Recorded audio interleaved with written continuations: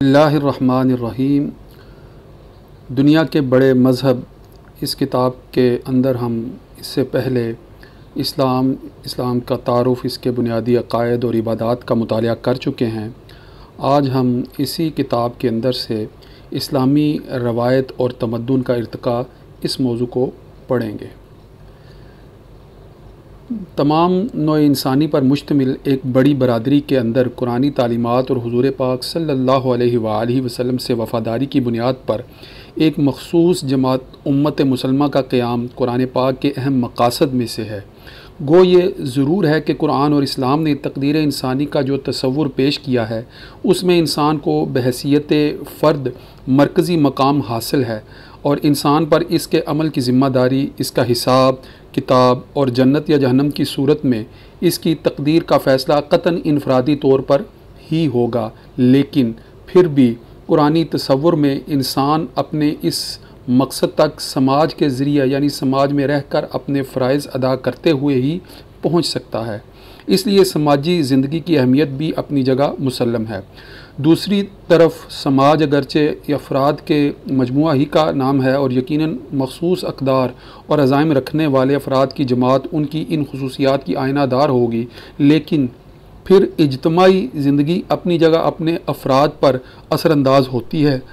इस तरह समाज और फ़र्द के दरमियान एक ऐसा हयातियाती रब्त पैदा हो जाता है जो एक को दूसरे पर मुनहसिर बना देता है।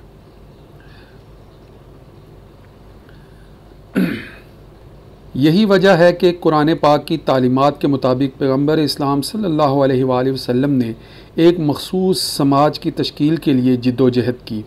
ये एक तारीख़ी हकीकत है कि हज़रत मोहम्मद मुस्तफ़ा सल्लल्लाहु अलैहि वसल्लम अपनी मदनी ज़िंदगी के आखिरी दौर तक एक ऐसे समाज की तश्कील में कामयाब हो गए थे। अरबों के कबायली असबियत और नस्ली तफाखुर के माहौल से ऊपर उठकर मुश्तरक इस्लामी अक़ीदा की बुनियाद पर और मदीना को मरकज़ी हैसियत देकर अरब के बेशतर इलाकों पर मुश्तमिल एक ऐसा मुआशरा वजूद में आ चुका था जिसमें अहले किताब यहूदी और ईसाई भी जजिया देकर ज़िम्मियों की हैसियत से शामिल हो सकते थे। ये इस्लामी मुआशरा जो कुरान पाक और हज़रत सल्लल्लाहु अलैहि वसल्लम की हिदायत पर कायम हुआ था, अपनी जगह एक ख़ुद मुख्तार रियासत की हैसियत भी रखता था। इस्लाम से पहले अरब में शुमाल और जनूब मगरब को छोड़कर जहाँ हीरा, गस्सान और यमन की रियासतें रही थीं, कबायली सतह से ऊपर उठकर कोई वाज़ेह सियासी तंजीम वजूद में नहीं आ सकी थी। इस नौयत के सियासी खला में जब कबायली रवायात से नाता तोड़कर एक नई वफ़ादारी की बुनियाद पर मुसलमानों की इज्तमाई ज़िंदगी मुनज़्ज़म होने लगी तो उस वक्त तो उसको सियासी एतबार से एक ख़ुद मुख्तार शक्ल इख्तियार करना ही थी। फिर इस नई उभरती हुई उम्मत मुसलमा के ख़िलाफ़ मुशरिकीन अरब खुसूसन कुरैश के जारहाना रवैया ने जिसने के मक्का से हिजरत के बाद भी मदनी ज़िंदगी के आखिरी बरसों तक हुज़ूर पाक सल्लल्लाहु अलैहि वसल्लम को अपनी तरफ मुतवज्जे रखा था, मुसलमानों को सियासी एतबार से मुनज़्ज़म और मुस्तहकम होने में मदद दी। इस तरह अपने इब्तदाई दौर से ही इस्लाम में सियासत और मज़हब का एक ऐसा इज्तिमा हो गया जिसने आइंदा इस्लामी तारीख़ पर अपने गहरे असरात छोड़े। चुनांचे जब 632 ईस्वी में हुज़ूर पाक सल्लल्लाहु अलैहि वसल्लम ने इस दुनिया से पर्दा फरमाया तो उम्मत मुस्लिमा एक मखसूस मुआशरा और एक ख़ुद मुख्तार रियासत की हैसियत से अपने बुनियादी खदोखाल में वाज़ेह शक्ल इख्तियार कर चुकी थी। हुज़ूर पाक सल्लल्लाहु अलैहि वसल्लम की वफ़ात के बाद मुसलमानों की बड़ी अक्सरियत के नज़दीक आप सल्लल्लाहु अलैहि वसल्लम की रूहानी जानशिनी का कोई सिलसिला कायम नहीं हुआ। सिर्फ शिया फ़िरका के नज़दीक माशरती और सियासी जानशीनी के साथ साथ आप सल्लल्लाहु अलैहि वसल्लम की रूहानी जानशीनी भी इमामत की सूरत में एक अरसा तक कायम रही। शिया फ़िरकों में ज़ैदिया के ख़्याल में छठे इमाम, इस्माइलिया के अक़ीदा में सातवें इमाम और इस्ना अशरी शिया जो कि अक्सरियत में हैं के ख़्याल में 12वें इमाम तक ये सिलसिला कायम रहा। इनमें से हर एक के ख़्याल में इनके आखिरी इमाम ने इंतकाल नहीं फरमाया है बल्कि पर्दा में चले गए हैं, यानी गो ज़ाहिरी नज़रों से गायब मगर हकीकी तौर पर ज़िंदा हैं। इन आखिरी इमामों की गैर मौजूदगी में इनके नायबीन जो वक्त के उलमा और मुजतहिदीन में से होते हैं उम्मत की सरबराही का काम सरअंजाम देते हैं। जमहूर उम्मत के नज़दीक इब्तदा से ही जब हज़रत अबू बकर सिद्दीक़ रज़ी अल्लाह ताला अन्हु हुज़ूर पाक सल्लल्लाहु अलैहि वसल्लम के बाद मुसलमानों के पहले खलीफा बने तो वो महज उम्मत मुसलमान की अमूमी सरबराही और इस्लामी रियासत के निगरान आला की सूरत में हज़रत सल्लल्लाहु अलैहि वसल्लम के जानशीन थे। आप सल्लल्लाहु अलैहि वसल्लम के पैगंबर या शारे होने की हैसियत में आप सल्लल्लाहु अलैहि वसल्लम के बाद आप सल्लल्लाहु अलैहि वसल्लम का कोई जानशीन नहीं हुआ। हुजूर सल्लल्लाहु अलैहि वसल्लम के बाद आपके यके बाद दीगरे पहले 4 जानशीन जो सुन्नी मुसलमानों में खुलफाए राशिदीन, खलीफा बमानी नायब और राशिद बमानी नेक के लक़ब से मौसूम हैं, उम्मत की अक्सरियत के नज़दीक ज़ाती तौर पर एक इस्लामी तालीमात के मिसाली पैरव और मुस्लिम माशरा और रियासत को इस्लामी खतूत पर चलाने वाले थे। यही वो ज़माना था, यानी 632 था 660 ईस्वी, जब मुसलमानों ने जजीरा नुमाए अरब की हदूद से बाहर निकल कर आस पास के ममालिक में फतूहात का सिलसिला शुरू किया और 18 साल की कलील मुद्दत में मशरक़ में तुर्कस्तान तक और मगरब में शुमाली अफ्रीका के वस्त तक के वसी इलाके पर अपनी हुकूमत कायम कर ली। खिलाफत राशिदा के आखिरी 10 बरसों में मुसलमानों के माबैन खाना जंगी ने फतूहात का सिलसिला रोक दिया, जो 661 ईस्वी में कुरैश के मुअज़्ज़ज़ घराने बनु उमैया के हाथों में मुस्लिम रियासत का इक़्तिदार आ जाने के बाद दोबारा फिर शुरू हो गया। फतूहात का ये सिलसिला मुख्तलिफ वक्फ़ों के साथ उस वक़्त तक जारी रहा जब तक कि ख़ानदान बनु उमैया के छठे हुक्मरान वलीद बिन अब्दुल मलिक की हुकूमत के दौरान मुस्लिम सल्तनत की हदूद मशरक़ में चीन और हिंदुस्तान, शुमाल में कफ़क़ाज़ और मगरब में जनूबी फ़्रांस तक ना पहुँच गईं। बनु उमैया की हुकूमत यानी 661 था 750 ईस्वी ख़ानदानी बुनियाद पर कायम थी और उनके निज़ाम सल्तनत में अरब नस्ल को दूसरी कौमों पर फ़ौक़ियत हासिल थी। बनु उमैया के हुक्मरान अपने तर्ज़ हुक्मरानी में इस्लामी तालीमात के बजाय इक़्तिदार की मसलहतों को सामने रखते थे और अगरचे उन्होंने कभी अपने को इस्लाम का अलमबरदार ज़ाहिर करने की कोशिश नहीं की, फिर भी वो ख़ुद और अरब कौम जिसकी वो तर्जुमानी करते थे मज़हब इस्लाम के पैरों थी। इसलिए मुख्तलिफ ममालिक और अक़वाम मिलल पर मुश्तमिल इनकी वसी व अरीज़ हुकूमत ने वो मैदान तैयार कर दिया था जहाँ अरबी ज़ुबान और मज़हब इस्लाम के वास्ते से मुख्तलिफ तमद्दुनी और तहज़ीबी रवायात बाहम गले मिल सकें। यह सही है कि आगे चल कर मुख्तलिफ तमद्दुनी और तहज़ीबी मैदानों में बशमूल मज़हब व फ़िक्र रवायत के इस्लामी तमद्दुन ने तरक्की की जो मंजिलें तय की, इसमें अरब नस्ल के लोगों का बराह रास्त हिस्सा भी महदूद है, लेकिन एक वसी हुकूमत की सूरत में महफूज पनागा अरबी ज़ुबान की सूरत में एक बैनुल अक़वामी वसीला इजहार और मज़हब इस्लाम की इंसानियत दोस्त और इनकलाबी अक़दार व तालीमात फ़राहम करके अरबों ही ने इस नए तहज़ीबी संगम को मुमकिन बनाया था। इस्लामी रवायत व तमद्दुन में अरबों की दीन के इन मरकज़ी अनासर के बावजूद जिस चीज़ ने इस रवायत व तमद्दुन के इर्तिका में मज़हब इस्लाम के बाद सबसे ज़्यादा अहम रोल अदा किया है, वो फतूहात के बाद हिजरत करके इराक़, ईरान, शाम और मिस्र में अरबों का सकूनत इख्तियार करना है। इन मुल्कों में जो कदीम ज़माने से ही इंसानी तहज़ीब व तमद्दुन का गहवारा रहे थे, अरब मुसलमानों के बड़ी तादाद में आबाद होने से अगर एक तरफ इस्लामी समाज के लिए तहज़ीब व तमद्दुन में तरक्की के नए नए इम्कानात रोशन हुए, तो दूसरी तरफ ख़ुद अरबों की फ़ितरी वसीउल क़ल्बी इस्लामी अक़दार की रहनुमाई और एक उभरते हुए मुआशरा और हुकूमत की ज़रूरियात ने तमद्दुनी इर्तिका के इस अमल को आगे बढ़ाया। चुनाचे एक इंतज़ाम सल्तनत व हुक्मरानी और क्या आदाब दरबार और महल्लात व खलीफा की निगहबानी, क्या डाक और सिक्का के महकमों का क़याम और क्या फ़ौजों की तरबियत व तंजीम, क्या शीशा साजी, कालीन बानी, रेशमी और सूती पारचा साजी, फौलाद और मुख्तलिफ दातों से मुतल्लक़ सनतें, क्या चीन से अफ्रीका और जनूबी यूरोप तक फैला हुआ बैनुल अक़वामी तिजारत का सिलसिला, क्या अनवा व इक़साम के पकवान और नई नई तर्ज़ के लिबास, क्या शतरंज, चौगान और दूसरी तफरीहात, क्या इस्लामी तमद्दुन के साथ मखसूस फ़न तामीर, क्या तरह तरह के रक़्स, मौसीकी, मुसव्वरी, ख़त्ताती, आराइश कुतुब और दीगर फ़नून लतीफ़ा, इसी तरह इल्मी मैदान में क्या उलूम इस्लामिया, फ़िक़्ह, तफ़सीर, हदीस की तदवीन, क्या तारीख़, जुग़राफ़िया, अरबी, सर्फ़ व नहव, इंशा और इल्मुल अदब की तसानीफ़, क्या यूनानी तिब, फ़लसफ़ा, मंतक, रियाज़ी, कीमिया और इल्म नजूम व हियत की तरवीज, क्या उनके ज़ेर असर इल्म कलाम, मुस्लिम फ़लसफ़ा और इल्मुल अक़ाइद की तख्लीक। गर्ज़ ये कि ज़िंदगी के हर शोबा और तहज़ीब व तमद्दुन के हर मैदान में मुस्लिम मुआशरे ने अपने दायरे असर में आई हुई कदीम तहज़ीबी रवायतों से पूरा फ़ायदा उठाया और बहुत जल्द मुख्तलिफ़ तहज़ीबी धारों के संगम और इस्लामी तालीमात के वास्ते से एक ऐसी मायारी तहज़ीब का ख़मीर तैयार हो गया जो आइंदा तकरीबन 1000 बरस तक तमाम दुनिया के लिए एक दरख्शां नमूने का काम करती रही। मजहबी रवायत में इर्तिका के लिहाज से एक तरफ तो अहद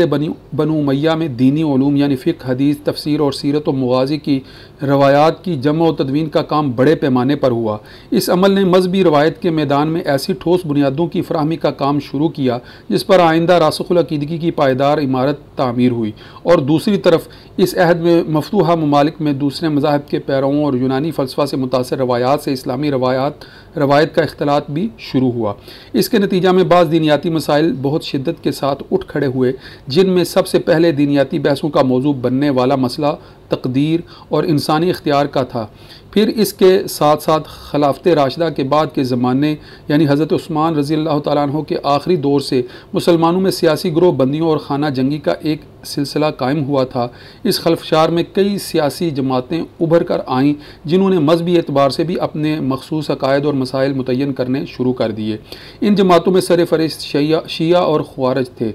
इस तरह खालस नज़री और दीनियाती सतह पर गैर मजहबों की मुनज़्ज़म दीनियात और अक़लियत पसंदी का चैलेंज, सियासी और इज्तमाई मैदान में ग्रोह बंदियों का मखसूस अकायद पर इसरार और इस तरह के दूसरे खारजी अवामिल ऐसे असबाब थे जो बड़ी हद तक इस्लामी मुआशरे में फ़िक्री हिजान पैदा करने के ज़िम्मेदार थे।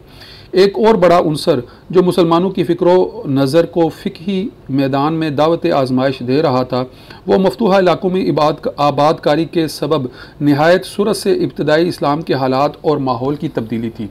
बदले हुए हालात में अरब मुसलमानों और कुछ अरसा बाद गैर अरब मुसलमानों को भी जिन नए नए फ़िक़ही मसाइल से दोचार होना पड़ रहा था, उनके लिए कुरान और हदीस में बराह रास्त कोई हुक्म मौजूद नहीं था। इस सूरत हाल में मुसलमानों को कुरान और हदीस की रोशनी में अपनी ज़ाती क़ुव्वत फ़ैसला का इस्तेमाल करना पड़ा। ज़ाती राय यानी क़ियास और राय के कम या ज़्यादा इस्तेमाल की मुनासबत से मुसलमानों में मुख्तलिफ़ फ़िक़ही मकतब उभरने लगे।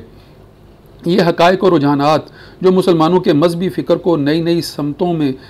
दावत तहकीक दे रहे थे, रासिख़ुल अक़ीदगी के लिए ज़बरदस्त ख़तरा साबित होने वाले थे। इस हकीकत को महसूस करते हुए कुरान और सुन्नत का दामन मजबूती से थामने वाले रासिख़ुल अक़ीदा असहाबे इल्म ने भी अपनी सफ़ों को दुरुस्त करना और अपने इंतज़ामात को मुस्तहकम करना शुरू कर दिया। बैरूनी असरात के सबब आज़ाद ख़याली और अक़लियत पसंदी के जो रुझानात अहद बनु उमय्या यानी 661 ता 750 ईस्वी में परवरिश पा रहे थे, वो अहद बनु अब्बास यानी 750 ता 1248 ईस्वी के अवाइल तक मज़ीद शिद्दत इख्तियार कर गए। इस्लामी मुआशरा के अंदर इल्मी ज़ौक़ रखने वाले और गौर व फ़िक्र पर मबनी और पर मायल लोगों का एक बड़ा तबका ऐसा पैदा हो गया जो फ़लसफ़ियाना तर्ज़ फ़िक्र पर मबनी और अक़ली बुनियादों पर हक़ाइक़ की परख करने वाले माख़ज़ का तलबगार था। इस तबका की ज़रूरत को पूरा करने और जुस्तजू और तहक़ीक़ की तस्कीन दही के लिए कदीम यूनानी फ़लसफ़ियों की किताबों का अरबी ज़ुबान में तर्जमा होना शुरू हुआ। ये तर्जमे शुरू में उन मकामी ज़ुबानों मसलन सुरयानी, आरामी, इब्रानी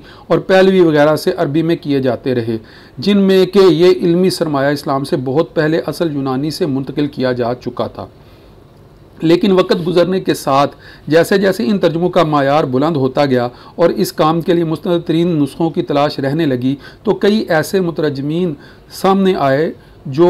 असल यूनानी मतन से बराह रास्त तर्जमा करने पर कादर थे। इल्म का ज़ौक़ रखने वाले अफराद और मुतमव्वल खानवादों की तरफ से इन इल्मी सरगर्मियों की जो सरपरस्ती होती थी वो अपनी जगह, लेकिन ख़ुद बनु अब्बास के कई अवलीन हुक्मरान ऐसे हुए जिन्होंने इस तहरीक की पूरी तरह हिम्मत अफजाई की। चुनांचे मामूनुर रशीद 813 ता 833 ईस्वी ने बगदाद में एक इदारा बैतुल हिकमत इसी मकसद से कायम किया, जहाँ मुमताज़ तरीन मुतरजमीन को मुकर्रर किया गया था जिन्हें अच्छी तनख्वाह मिलती थी और इनामात भी दिए जाते थे। इनके अलावा मुतअद्दिद अफराद यूनानी इल्म व हिकमत की किताब की तलाश पर मुतय्यन किए गए जो तर्जमे के लिए ऐसी किताबों को ढूंढ कर मुहैया करते थे। ख़ुद मामून ने सरकारी तौर पर बाज़ंतीनी हुक्मरान के पास तहाइफ के साथ अपने वफ़द भेजे कि वो अपनी कलमरो में जो कि सदियों इन उलूम का मरकज़ रहा था, इस इल्मी सरमाया को तलाश करके भिजवाए। मामून रशीद के बाद सरकारी सतह पर यूनानी फ़लसफ़ा व हिकमत की ये सरपरस्ती उसके दो जानशीनों मोतसम और वासिक बिल्ला तक कायम रही।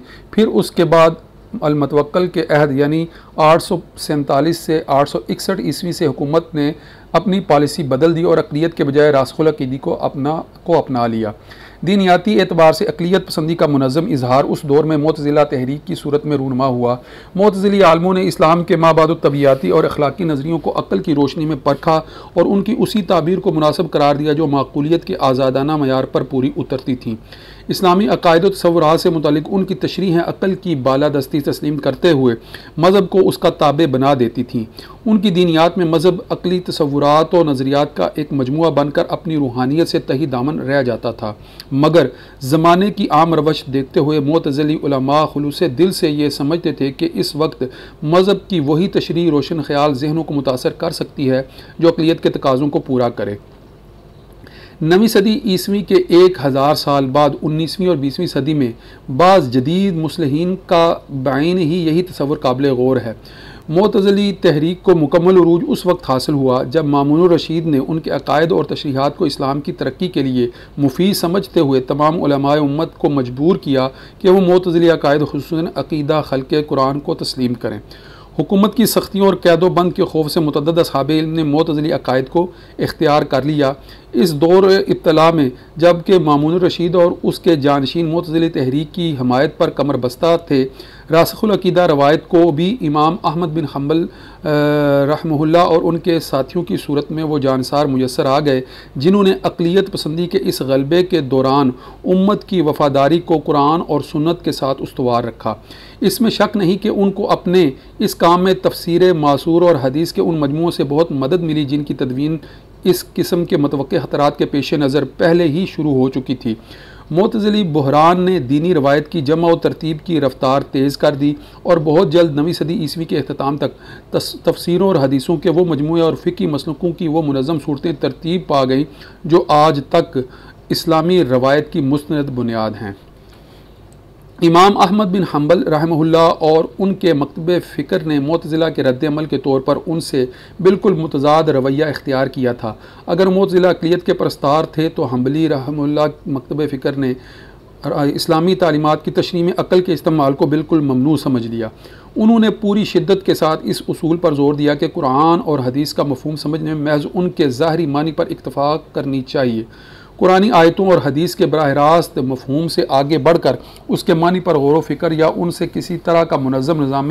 अक़ायद अख़ज़ करने के लिए तावीलात का इस्तेमाल हम्बली मकतब फ़िक्र के नज़दीक गुमराही की दलील थी। ये सख्त रवैया उम्मत की अक्सरियत के लिए काबिल कबूल नहीं हो सका। अक़ल और फ़िक्र के दरवाज़े को जो मुस्लिम माशरे में एक बार खुल चुका था अब मुकम्मल तौर से बंद कर देना मुमकिन नहीं था। चुनांचे उम्मत का बाशऊर तबका बावजूद कुरान और सुन्नत से अपनी गैर मशरूत वफ़ादारी के एक ऐसी मुनज़्ज़म दीनियात का मुतक़ाज़ी था जो हदीस व कुरान से बराह रास्त माखूज़ अक़ायद को अक़ली बुनियादों पर साबित कर सके।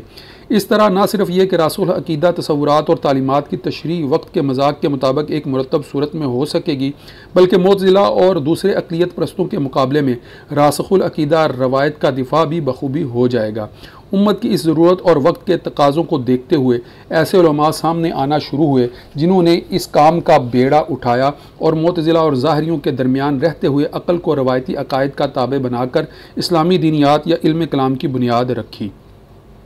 इन उलमा में सरफ़हरिस्त इमाम अबुल हसन अल-अशअरी मुतवफ़ा 945 ईस्वी हैं। अगरचे उनके मुआसर मिस्र में तहावी मुतवफ़ा 942 ईस्वी और समरकंद में अबू मंसूर अल-मातुरीदी रहमहुल्लाह मुतवफ़ा 944 ईस्वी भी यही काम सर अंजाम दे रहे थे। उस वक्त की इस्लामी दुनिया के मरकज़ी इलाका इराक़ में राइज होने और इमाम अल-अशअरी के बाद कई नस्लों तक उनके यके बाद दीगरे लायक जानशीनों की कोशिशों से अशअरी मकतब फ़िक्र 11वीं सदी ईस्वी तक रासिख़ुल अक़ीदा दीनियात की हैसियत से मुस्तहकम हो गया। हदीस, तफसीर, फ़िक़्ह और सबसे आखिर में दीनियात की तरतीब व तंज़ीम और इनकी मुस्तरद सूरतों के क़याम का खुश आइंद पहलू ये था कि इस तरह रासिख़ुल अक़ीदगी को वो वाज़े मयार मुयस्सर इस तरह रासिख़ुल अक़ीदगी को वो वाज़े मायार मुयस्सर आ गए जिनको उम्मत के इजमा का नुमाइंदा करार दिया जा सकता था। मज़हब की मुनज़्ज़म तशरीहात की मौजूदगी में हर तरह की बिदअत और इल्हाद को इजमा के ख़िलाफ़ करार देकर उनको रद्द करना अब बहुत सहल हो गया था। मगर इस तरतीब व तंज़ीम का एक दूसरा पहलू भी है। मज़हबी उलूम की मुस्तनद और मेयारी सूरतों के तय हो जाने से पहले इन तमाम उलूम में नशोनुमा और इर्तिक़ा का एक फ़ितरी अमल जारी था जो माहौल और वक्त के तकाज़ों के साथ उनका एक गहरा रब्त कायम किए हुए था। मगर जब एक बार इन उलूम की मुनज़्ज़म सूरतें किताबी शक्ल में सामने आ गईं और उम्मत के इजमा ने इनके मखसूस नुमाइंदों को दर्जा इस्तिनाद दे दिया तो ये मखसूस सूरतें हमेशा के लिए मायार करार पा गई, जिनकी हुर्मत और तकदीस में वक्त गुजरने के साथ साथ इजाफा ही होता चला गया। एक बंदी टकी मायारी सूरत में मुक़य्यद होकर मज़हब का नाता ज़िंदगी से कट कर रह गया। ज़िंदगी में नशोनुमा और तब्दीली की फ़ितरी क़ुव्वतें मुस्लिम माशरे को अपनी राह पर लिए जा रही थीं, लेकिन मज़हब की मायारी तशरीहात का जामद निज़ाम उनकी रहनुमाई तो क्या करता, उनका साथ देने से भी आरी था। इसके साथ साथ तरतीब व तंज़ीम के इस अमल ने दीनी उलूम के ज़ाहरी आमाल और ज़हनी तसव्वुरात से मुतल्लिक़ पहलू को ही नुमायाँ किया था और मज़हब का रूहानी पहलू तकरीबन दब कर रह गया था। दीनी उलूम का सरमाया, जो अपने दलाइल और तौजीहात में माहिरीन और उलमा के लिए सरमाया इफ्तिखार था, आवाम की रूहानी तशनगी दूर करने का ज़्यादा सामान नहीं रखता था। ये सूरत हाल मुसलमानों की मजहबी ज़िंदगी को शायद किसी बड़े सानिया तक ले जाती अगर इसी दौरान एक और रुझान मुस्लिम मुआशरा में बहुत तेज़ी से ना उभर रहा होता, जिसने बहुत जल्द मुसलमानों की मजहबी फ़िक्र को एक नए रुख पर डाल दिया।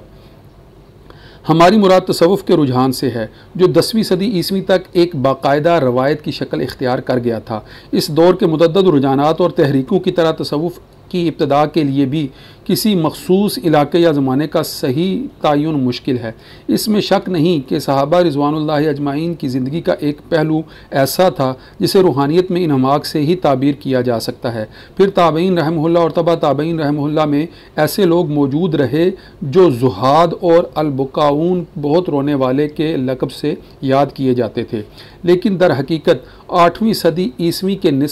निसफ़े आखिर तक ही, जबकि अब्बासी इनकलाब 750 ईस्वी बरपा हो चुका था, ऐसी शख्सियात सामने आना शुरू हुई जिनको पूरे तौर पर सूफ़ी कहा जा सकता था। इससे पहले जो अफराद ज़ुहद व तक़वा से गैर मामूली शग़फ़ रखते थे, जैसे हज़रत हसन बसरी रहमहुल्लाह मुतवफ़ा 728 ईस्वी या हज़रत सईद अल-मुसय्यब रहमहुल्लाह, वो ज़ाहिद होने के साथ साथ आलिम फ़क़ीह और मुहद्दिस की हैसियत से भी मशहूर थे। मगर वो हज़रात जो उनके बाद की नस्ल में सामने आए, जिनमें हज़रत हबीब अजमी रहमहुल्लाह मुतवफ़ा 738 ईस्वी, हज़रत इब्राहीम बिन आदम मुतवफ़ा 790 ईस्वी, राबिया अदविया रहमहुल्लाह मुतवफ़ा 801 ईस्वी और हातिमुल असम रहमहुल्लाह मुतवफ़ा 851 वगैरह शामिल हैं। सूफिया के पहले तबका से ताल्लुक़ रखते हैं और सिर्फ़ इसी निस्बत से जाने गए और मशहूर हुए। उनके बाद के तबका में कई ऐसी सूफ़ी शख्सियात नुमाया हुई जिनके असरात सूफ़ी रवायत पर बहुत दूर तक पड़े। इन्हीं में ऐसे लोग भी थे जिन्होंने सूफियाना तसव्वुरात और रुझानात को तहरीरी शक्ल में बयान करना शुरू किया। हारिस अल-मुहासबी रहमहुल्लाह मुतवफ़ा 857 ईस्वी, जो अपनी तहरीरों में नफसानी वसावस और एहसासात के तज्ज़िया के बायस अल-मुहासबी रहमहुल्लाह कहलाए। इन्हीं सबसे पहले सूफ़ी मुसन्निफ़ीन में थे। मुहासबी रहमहुल्लाह के अलावा इस तबका के दो और मुमताज़ तरीन नुमाइंदे, हज़रत सरी सख्ती रहमहुल्लाह मुतवफ़ा 867 ईस्वी और हज़रत अबू सईद अल-खर्राज़ रहमहुल्लाह मुतवफ़ा 899 ईस्वी, उन बुज़ुर्गों में से थे जिन्होंने तसव्वुफ़ में बाद की मखसूस रवायत कायम करने में मदद दी। इस सूफियाना रवायत का गुले सरसब्द और वो शख्सियत जो तमाम सूफ़ी सिलसिलों में वास्ता की हैसियत रखते हुए शेख़ुत ताइफ़ा की हैसियत से मशहूर हुई, हज़रत जुनैद बगदादी रहमहुल्लाह मुतवफ़ा 910 ईस्वी थे।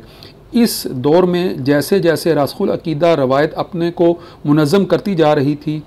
और जैसे जैसे तसव्वुफ़ की तहरीक अपनी इनफरादी ख़ुसूसियात के साथ इर्तिक़ा के मनाज़िल तय कर रही थी, इन दोनों के दरमियान रुझानात का फ़र्क भी वाज़ेह होता जा रहा था। इस इख्तिलाफ़ ने दोनों तबकों के दरमियान ऐसी कशमकश को जन्म दिया जिसमें हुकूमत की पुश्तपनाही के बायस रासख़ुल अक़ीदगी का पल्ला भारी था। इस इख्तिलाफ़ का पहला शदीद इजहार असहाब जुनैद रहमहुल्लाह से बाज़पुरस और मंसूर अल-खल्लाज रहमहुल्लाह मुतवफ़ा 922 ईस्वी की शहादत के वाक़या में हुआ। कौन कह सकता है कि उलमा और सूफिया के दरमियान ये बढ़ती हुई खलीज मुसलमानों की मजहबी फ़िक्र के लिए किस बहरान का सबब बनती। मगर एक तरफ तो तबका सूफिया में ख़ुद एक ऐसा रुझान पैदा हुआ जो तसव्वुफ़ की आज़ादाना नशोनुमा पर कदगन लगाकर उसको रासख़ुल अक़ीदगी से करीब लाना चाहता था, और दूसरी तरफ उलमा तसव्वुफ़ की बढ़ती हुई मकबूलियत के पेश नज़र उसकी तरफ संजीदगी से तवज्जो देने और उसके लिए बाज़ रियायतें तलाश करने पर मजबूर हो गए। पहले रुझान का तर्जमान ख़ुद हज़रत जुनैद बगदादी रहमुल्लाह का मसलक साहब और 10वीं और 11वीं सदी ईस्वी के उन जामे सूफ़ी मुसन्निफ़ीन मसलन अबू तालब मक्की मुतवफ़ा 980 ईस्वी, अस्सिराज मुतवफ़ा 987 ईस्वी, अल-कलाबज़ी मुतवफ़ा 995 ईस्वी, शेख अली अजवेरी मुतवफ़ा 1072 ईस्वी और इमाम अल-कुशैरी रहमहुमुल्लाह मुतवफ़ा 1073 ईस्वी वगैरह की तसनीफ़ात हैं, जिन्होंने अपनी तहरीरों में तसव्वुफ़ की तशरीह रासिख़ुल अक़ीदगी के मायारों को सामने रखते हुए की है और ख़िलाफ़ शरअ सूफ़ियाना तसव्वुरात की मज़म्मत की है और दूसरे रुझान यानी उलमा का तसव्वुफ़ को रियायतें देने का इजहार मसलन 10वीं सदी के निसफ़े आखिर की तसनीफ़ रिसालत फ़िल अक़ायद से होता है, जो कि मशहूर मुतकल्लम अबू मंसूर अल-मातुरीदी मुतवफ़ा 944 ईस्वी की तरफ मंसूब है। यह रिसाला जो अक़ायद के मौजू पर रासिख़ुल अक़ीदगी का तर्जुमान और कलामी दीनियात का नुमाइंदा है, बड़ी हद तक सूफ़ियाना तसव्वुरात से मुतासर नज़र आता है। रासिख़ुल अक़ीदगी और तसव्वुफ़ में इन इब्तदाई सुलह जोयाना कोशिशों के बावजूद इन दोनों में सही गठ जोड़ बिठाने वाले, बल्कि दोनों को आइंदा के लिए भी एक जान व यक कल्ब कर देने वाली ज़ात इमाम गज़ाली रहमहुल्लाह की थी। इमाम गज़ाली रहमहुल्लाह की शख्सियत सही मानों में इस्लामी रवायत के लिए अपने से पहले और बाद के दौर में हद फासिल का काम करती है। इनकी शख्सियत, ख़यालात और तसनीफ़ात ने मुसलमानों के मजहबी फ़िक्र पर इतना गहरा असर डाला कि इनके बाद आज तक इस्लामी रवायत में इन्हीं की तशरीह और तबीर की हामिल है। अपनी किताबों खुसूसन अहयाल उलूमुद्दीन में उन्होंने मज़हब इस्लाम की एक ऐसी ताबीर पेश की जिसमें शरीयत अगर इसका जिस्म थी तो तसव्वुफ़ उसकी रूह, इस तरह दोनों को लाज़िम व मलज़ूम बल्कि एक ही सिक्का के दो रुख करार देते हुए एक तरफ तो उन्होंने ताक़ुल के शिकार दीनी उलूम में रूहानियत की जान डाल दी और दूसरी तरफ तसव्वुफ़ की खुद रो रवायत को रासिख़ुल अक़ीदगी का एक हिस्सा बना दिया। इमाम गज़ाली रहमहुल्लाह के बाद की सदियों में उलमाए दीन उम्मन किसी न किसी के मुरीद और अक्सर मुस्तनद सूफ़ी बुज़ुर्ग आलम दीन हुए। इससे पहले कि हम अहद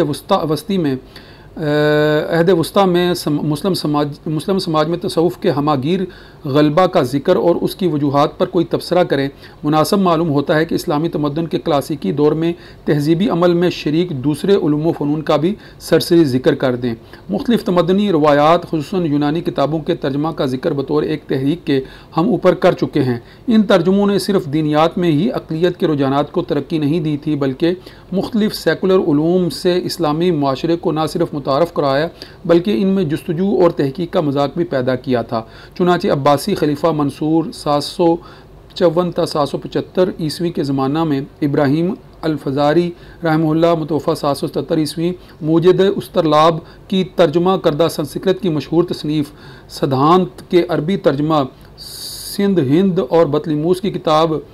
सनद हिंद और बतलमूस की किताब अल-मजस्ती पर अपनी बुनियाद रखते हुए अल-ख्वारिज़मी ने 813 ईस्वी से 845 ईस्वी के दरमियानी वक्फे में रियाजी और हयत में मारकतुल आरा तहकीकात की। उसने हिंदुस्तानी नयाद, जैसा कि इनके नाम से ज़ाहिर है, हिंदसों को अरब दुनिया में मुतारफ़ करा के मुसलमानों के लिए इस मैदान में नई नई तरक्कियों के दरवाज़े खोल दिए। अल-ख्वारिज़मी के बाद जिसके कारनामों में मुख्तलिफ़ ज़ीचों की तरतीब, अलजबरा की ईजाद, सिफ़र का इस्तेमाल, अगलबन ज़मीन के रकबा की पैमाइश जिसमें उसके अलावा मुहक्किकीन की एक जमात शामिल थी और ज़मीन और आसमान के एक एटलस यानी सूरतुल अर्ज़ की तारीफ़ शामिल हैं। इस रवायत को दूसरे मुहक्किकीन मसलन मशरक़ में अबू अब्दुल्ला अल-बत्तानी मुतवफ़ा 929 ईस्वी और अल-बैरूनी मुतवफ़ा 1048 ईस्वी और अंदलुस में मुसलमा अल-मजरीती मुतवफ़ा 1007 ईस्वी और अबुल इसहाक़ अज़्ज़रक़ानी मुतवफ़ा 1087 ईस्वी वगैरह ने ज़िंदा रखा और इन्हीं की किताबों के लातीनी तर्जुमों पर जदीद दौर की साइंसी तहकीकात की इब्तिदा हुई। मोहतरम सामीन, आज इतना ही। आइंदा इंशाल्लाह रिकॉर्डिंग में अगला हिस्सा जो है वो पेश किया जाएगा। वस्सलामु अलैकुम वरहमतुल्लाह। आपकी समातों का शुक्रिया।